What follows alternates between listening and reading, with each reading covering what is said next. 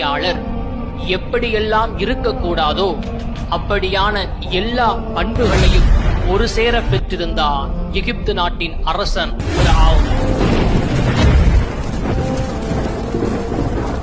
அவன் தன்னை உலகத்தின் அதிபதியாக கருதினான். தன்னை காட்டிலும் உயர்ந்தவர் யாரும் இல்லை என்று பெருமையடித்துக் கொண்டார்.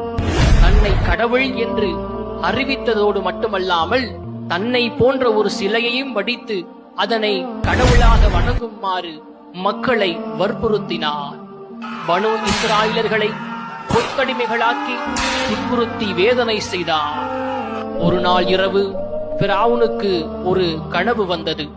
அதில் ஒரு தீச்சுவாலை பனி இஸ்ராயலர்களிடமிருந்து கிளம்பி தம் அரண்மனையை கொளுத்தி விடுவதாக கண்டு திடுக்கிட்டு பயந்து எழுந்தார்.